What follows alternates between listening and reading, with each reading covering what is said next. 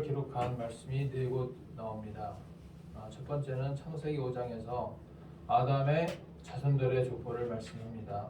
1절 보면은 이곳은 아담의 계보를 적은 책이니라 이렇게 시작을 해서 3절에 아담은 130세에 자기의 모양 곧 자기의 형상과 같은 아들을 낳아 이름을 셋이라 하였고 5절에는 셋은 105세에 에노스를 낳았고 9절에 에노스는 90세에 게난을 낳았고 12절에 게난은 70세에 마할랄레를 낳았고 이렇게 해서 아담의 자손의 족보를 계속해서 열거를 해 나가는 것을 보게 됩니다. 그러면서 노아까지를 기록을 하지요.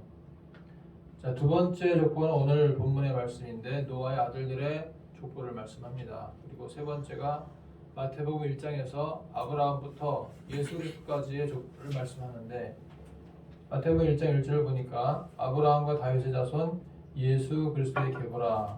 아브라함이 이삭을 낳고 이삭은 야곱을 낳고 야곱은 유다와 그의 형제들을 낳고 유다는 다말에게서 베레스와 세라를 낳고 베레스는 헤스론을 낳고 헤스론은 남을 낳고 이렇게 아브라함부터 예수 그리스도까지 14대 14대 14대에 걸친 족보를 요약해서 설명하고 있습니다. 그리고 네 번째 족보는 누가복음 3장에 나와 있는데 예수 그리스도 때부터 하나님까지의 족보를 말씀합니다. 그래서 23절을 보니까 예수께서 가르치심을 시작하실 때 30세쯤 되시니라. 사람들이 아는 대로는 요셉의 아들이니 요셉의 위는 헬리요. 24절에 그 위는 맏다시요 그 위는 레위요 그 위는 멜기요 그 위는 얀나요 그 위는 요셉이요 그 위는 에노스요 그 위는 셋이요 그 위는 아담이요 그 위는 하나님이시니라. 이렇게 예수님으로부터 그 육신의 혈통을 이어가는 아담까지 하나님까지 혈통을 족보로서 기록을 하고 있습니다. 이제 그 중에서 오늘은 노아의 세 아들들의 족보를 말씀을 하고 있습니다. 노아의 세 아들은 셈과 함과 야벳이다라고 말씀하죠. 셈은 21절에서 31절에 나와 있고 함은 6절에서 20절에 나와 있고 야벳은 2절부터 5절에 나와 있습니다.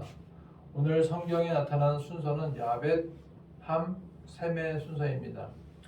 삼형제 중에서 셋째부터 기록을 하는 이유가 있어요.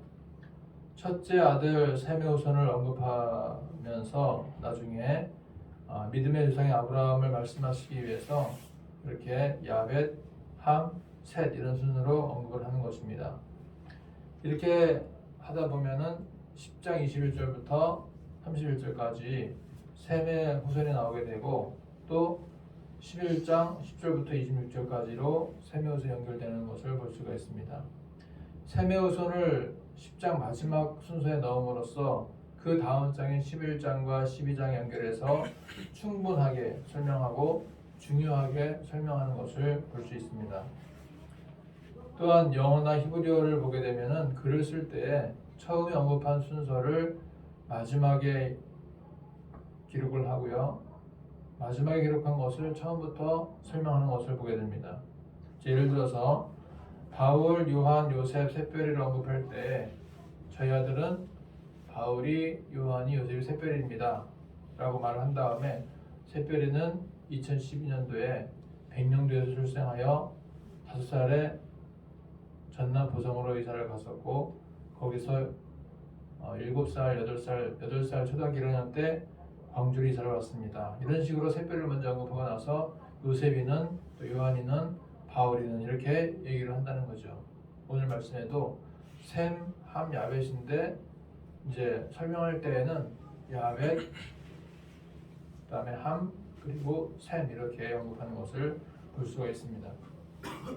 오늘 10장에서 생각해 볼 수 있는 노아의 후손은 세 가지가 있습니다. 첫 번째는 셈의 후손, 두 번째 함의 후손, 세 번째 야벳의 후손입니다. 이것을 야벳, 함, 셈의 순서대로 살펴보고자 합니다. 첫 번째 야벳의 아들들을 보겠습니다. 2절부터 5절까지인데 자, 같이 우리 2절 말씀 읽어보겠습니다. 시작. 야벳의 아들은 고멜과 마곡과 아데와 야완과 두발과 메섹과 드라스요. 야벳의 아들들에 대해서 결론적으로 5절에 말씀하기를 여러 나라 백성으로 나뉘어서 각기 언어와 종족과 나라대로 바닷가의 땅에 머물렀다라고 말씀합니다. 자, 자, 다 같이 5절 말씀 읽어보겠습니다. 시작. 이들로부터 여러 나라 백성으로 나뉘어서 각기 언어와 종족과 나라대로 바닷가의 땅에 머물렀더라. 야벳이라고 하는 이 후손들은 유럽의 백인계 조상이라고 그렇게 학자들이 말을 합니다. 야벳은 바닷가의 땅에 머물렀던 나라들의 조상이기 때문에 아마 이 바닷가를 주름잡았던 민족들이 아니겠는가라는 생각을 하게 됩니다. 오늘날 바닷가에서 해상무역을 하고 또 여러 가지 바다를 이용한 큰 업적을 세웠던 나라들, 영국이나 이탈리아 그런 유럽의 강대국들이 아마 이 바닷가의 나라들이었고 이들이 바로 이 야벳의 후손이다라고 생각을 해볼 수가 있겠습니다. 노아는 야벳에 대해서 이렇게 얘기하죠. 하나님이 야벳을 창대하게 하실 것이다 라고 축복을 했었고요. 야벳은 창대함의 축복을 받았습니다. 창세기 9장 27절 말씀 읽어볼까요? 시작. 하나님이 야벳을 창대하게 하사 샘의 장막에 거하게 하시고. 왜 하나님께서 야벳을 창대하게 해주셨는가? 잠시 후에 살펴보겠습니다. 우리 모두가 결론적으로 창대함의 복을 받기를 소망합니다. 창대하기를 축복합니다. 내 시작은 미약하였으나 내 나중은 심히 창대하리라 라고 욥기 8장 7절에서 말씀했던 것처럼 오늘 야벳도 창대함의 복을 받게 된 것입니다. 우리 가정과 교회가 창대함의 복을 받기를 예수 이름으로 축복합니다. 두 번째로 함의 자손들을 보겠습니다. 함의 후손들은 6절부터 20절에 나와 있는데 다 같이 우리 6절 말씀 읽어보겠습니다. 시작. 함의 아들은 구스와 미스라임과 붓과 가나안이요. 함의 자손 중에는 세상의 첫 용사라 불리는 니므롯이 있었습니다. 니므롯. 자, 8절 읽어보겠습니다. 8절 시작. 구스가 또 니므롯을 낳았으니 그는 세상의 첫 용사라. 그 당시에 용감한 사냥꾼 하면 니므롯이라고 하는 대명사가 되었습니다. 니므롯은 그 당시에 용사로서 아주 유명한 사람이 되었습니다. 오늘날로 말하게 되면은 예를 들어서 축구하면 누가 떠올라요? 손흥민. 야구하면은 유현진, 오타니. 배구하면은 김연경, 양궁하면은 안산. 이렇게 얘기하듯이 니므롯 하면은 용감한 사냥꾼이라고 하는 대명사가 되었습니다. 야, 저 사람은 니므롯 같다. 그러면 이제 용감한 사냥꾼이 되는 거죠. 근데 또 하나 함의 자손들을 보게 되니까 신할 땅의 바벨과 예산을 건설하였다라고 10절에서 말씀합니다. 이는 큰 성읍이라고 12절에서 말씀입니다. 여러분, 큰 성읍을 건설한 니느웨 바벨 어떻게 되었습니까? 니느웨 성은 그 당시에 큰 성읍으로서 요나가 3일 길을 걸어서 다녀야 될 정도의 큰 성이었습니다. 이런 성읍을 누가 건설했습니까? 함의 후손들이 건설했습니다. 함의 자손들은 바벨탑을 쌓게 되었습니다. 10절에 보게 되면 바벨탑을 쌓았는데 11장에 나오는 바벨탑을 통해서 하나님께서 심판을 하시는 것을 보게 됩니다. 바벨탑은 단순한 탑이 아니고요. 우리가 보는 석가탑, 그런 석가탑 이런 탑이 아니고 거대한 건물인데 사람도 살고 거기에서 어마어마한 종합 건물 같은 그런 어마어마한 건물이다라고 볼 수가 있습니다. 그래서 이 건물을 세워서 우리가 흩어짐을 면하자, 우리의 이름들을 내자라고 하면서 거대한 바벨탑을 세웠던 것입니다. 그런데 하나님께서 이러한 방법과 목적에는 맞지 않으셨기 때문에 그 바벨탑을 허물어 버리셨습니다. 하나님의 방법과 목적과 맞지 않는 그러한 삶을 살았다고 하는 것은 버림받아 마땅한 거죠. 함의 후손이 그랬다는 거예요. 니므롯같이 세상에서 어마어마한 용감한 사냥꾼이 되어졌고 또 바벨탑을 세웠고 그렇게 하더라도 하나님의 목적과 계획의 방법에 어긋난다면 하나님은 기뻐하지 않는다는 것입니다. 모든 것이 하나님의 방법, 하나님의 계획, 하나님의 목적과 어울려 갈 때에 그 모든 삶이 하나님 앞에 인정받고 보장받을 수가 있는 것입니다. 또한 함의 자손 중에는 가나안 족속이 있습니다. 가나안 족속 들어봤죠? 누구예요? 가나안 족속. 가나안 거꾸로 하면 어떻게 돼요? 가나안 거꾸로 하면 안나가 안나가 족속, 안나가 족속. 안나가 됐습니다. 오늘날 교회를 안 나가는 족속이 생겼습니다. 코로나 때문에 교회를 안 나가요. 그 가나안 족속이 바로 함의 후손인데 여부스 족속, 아모리 족속, 기르가스 족속, 히위 족속 등등 이 가나안 족속은 나중에 여호수아가 가나안 정복할 때 다 멸망시켰던, 정복했던 족속이 바로 가나안 족속인 것입니다. 또한 함의 후예를 보게 되면은 블레셋이 나왔습니다. 14절을 보니까요. 이 블레셋은 대대로 이스라엘을 괴롭혔던 족속이었습니다. 대표적으로 골리앗이 있는데 이 골리앗은 블레셋의 장소로서 이스라엘을 날마다 괴롭혔습니다. 이스라엘을 모욕하고 욕하고 하나님의 이름을 모욕하고 저주했던 사람이 블레셋의 골리앗이었습니다. 그런데 블레셋도 하나님의 백성들과 반대편에서 있었기 때문에 하나님의 저주를 받고 버림받은 백성임을 알 수가 있습니다. 이렇게 함의 자손들은 바벨탑도 쌓아보고 니누에도 건설해보고 큰 성읍을 건축해 보았지만 가나안 족속, 블레셋 족속같이 힘센 족속도 배출해 보았지만 니므롯 같은 용감한 용사도 배출해 보았지만 하나님께서는 그들을 택하지 않았다는 것입니다. 그들을 선택하지 않았다는 것입니다. 그들은 저주를 받은 민족이었습니다. 왜냐하면 이제 그 이유가 나와요. 노아의 세 아들 가운데 함은 아버지의 허물을 덮어주지 못했기 때문인 것입니다. 노아가 홍수를 겪고 난 다음에 포도원을 만들었어요. 포도밭을 읽은 다음에 이제 포도를 따서 막 먹다 보니까 취했습니다. 포도에 취했어요. 포도주에 취했어요. 그래서 자기도 모르게 벌거벗고 누워버렸어, 침대에. 근데 그것을 둘째 아들 함이 보았는데 그거는 이불로 덮어드리면 되는데 그걸 가지고 나와서 또 자기 형인 셈과 동생 야벳에게 막 얘기를 하는 거예요. 야, 아버지 하체가 어쩌고저쩌고 막 얘기하는 거야. 그러니까 이제 그 형이었던 셈과 셋째 야벳이 이불을 가지고서 뒷걸음질을 치면서 그냥 조용히 덮어드렸어. 나중에 노아가 그걸 알았어요. 어떻게 알았어? 알고 나서 노아가 함을 저주하게 됩니다. 창세기 9장 24절과 25절 읽어볼까요? 노아가 술이 깨어 시작. 노아가 술이 깨어 그의 작은 아들이 자기에게 행한 일을 알고 이에 이르되 가나안은 저주를 받아 그의 형제의 종들의 종이 되기를 원하노라 하고. 자, 노아가 술이 깨어서 말했는데 가나안이 누구냐면 함의 아들이에요. 함의 아들 가나안. 이 가나안은 저주를 받아 그의 형제의 종들의 종이 되기를 원한다. 얼마나 종의 종이 되는 거야. 그냥 종이 아니고 종의 종. 종들의 또 종이 되는 거야. 그만큼 저주를 받았던 거죠. 가나안의 아버지 함이 저주를 받았고요. 그래서 이 가나안의 삶, 함의 후손들의 삶은 하나님과는 동떨어진 삶을 살게 된 것입니다. 오히려 야벳과 셈은 이불을 가지고 뒷걸음질 쳐서 아버지 앞에 하체를 덮어줌으로써 축복을 받아요. 자, 어떻게 축복받느냐? 창세기 9장 26절 27절 보겠습니다. 또 이르되 시작. 또 이르되 셈의 하나님 여호와를 찬송하리로다. 가나안은 셈의 종이 되고 하나님이 야벳을 창대하게 하사 셈의 장막에 거하게 하시고 가나안은 그의 종이 되게 하시기를 원하노라 하였더라.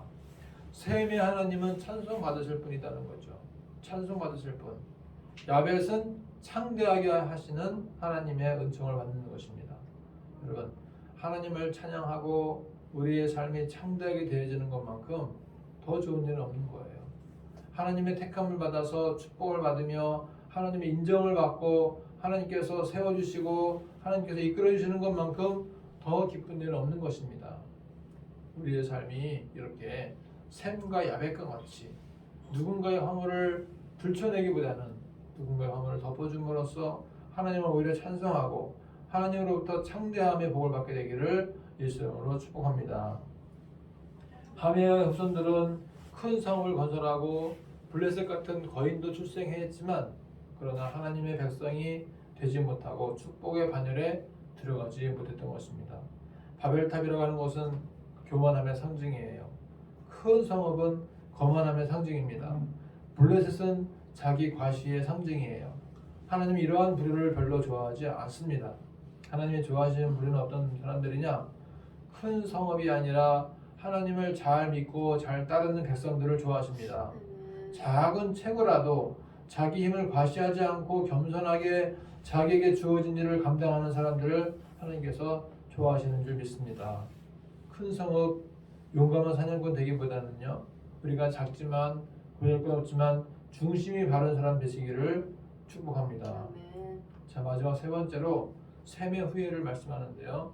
셈의 후예에 대해서 21절과 22절 다 같이 읽어보겠습니다. 21절 셈은 시작. 셈은 에벨 온 자손의 수산이요 야벳의 형이라. 그에게도 자녀가 출생하였으니 셈의 아들은 엘람과 아수르와 아르박삭과 룻과 아람이요. 나중에 읽다 보면 욕단이 나오는데 이 욕단도 셈의 후손입니다. 25절 나옵니다. 그들이 거주하는 곳은 메사에서부터 스발로 가는 길에 동쪽 산이었다고 말씀합니다. 30절에 욕단은 벨렉의 쌍둥이 동생으로서 동쪽으로 와서 살면서 오늘날 주전 2333년에 단군 왕검이 됩니다. 우리나라 그 시조 출발이 바로 이 욕단의 후예이고요. 우리나라가 이 단군 왕검이 욕단이라고 주장을 합니다. 그런 분들이 계셔요. 그러니까 동쪽으로 와서 고조선을 세웠다 그렇게 얘기를 하는데 그 시대적인 그 역사의 순서가 연도가 맞다는 거죠. 주전 2333년. 그래서 우리 대한민국은 셈의 후손이에요. 셈의 후손, 욕단의 후손입니다. 그래서 이제는 세계를 주름잡는 나라가 되어가고 있습니다. 피겨스케이팅의 김연아, 또 BTS의 노래, 또 기생충 오징어 게임과 같은 영화 이런 걸로 세계를 지금 들썩이고 있습니다. 이제는 세계 선교로 우리가 세계를 주름잡을 때가 다가오고 있습니다. 말씀을 요약해 보겠습니다. 첫 번째 요약은 뭐냐? 야벳의 후손들은 바닷가를 중심으로 해서 해상 무역이나 원양 어선에 종사하는 나라들의 조상들이었다고 말할 수가 있겠습니다. 두 번째로 함의 후손들은 비록 큰 성읍을 이루고 큰 덩치를 가졌지만 하나님께서 통치하는 나라가 아니기 때문에 버림받은 나라, 저주받은 민족이 되었다라고 말할 수 있겠습니다. 세 번째로 셈의 후손 중에 욕단이 동방으로 이동해서 우리 대한민국의 시조가 되었고 이제 우리가 세계 선교로 세상을 주름잡아야 할 때가 되었다라는 것입니다. 이제 말씀을 마치고자 합니다. 우리는 세상에서 크게 되는 것을 꿈꾸기보다는 바르게 사는 것을 꿈꾸시기를 바랍니다. 우리 교회의 그 신학적인 비전이 바로 이거예요. 거창한 것보다는 화려한 것보다는 바른 방향성을 가지고 가는 것이 중요하다는 것입니다. 그리고 두 번째, 남의 허물을 자꾸 들춰내기보다는 남의 장점을 살려주는 그러한 사람이 되어지기를 소망합니다. 세 번째로 각자에게 주어진 은사와 달란트를 가지고 세계를 주름잡는 하나님 백성 되시기를 축복합니다.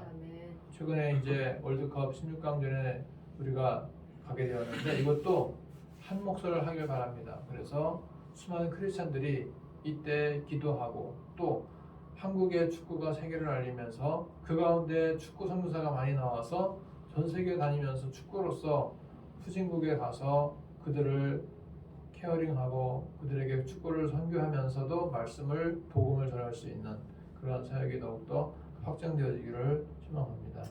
우리 모두가 이러한 그 셈의 후손들처럼 또 야벳의 후손들처럼 하나님이 창대하게 하시고 하나님께서 영광 받으실 만한 하나님의 이름을 찬양할 만한 그러한 사람으로서 쓰임받게 되기를 예수 이름으로 간절히 축복합니다. 기도하겠습니다.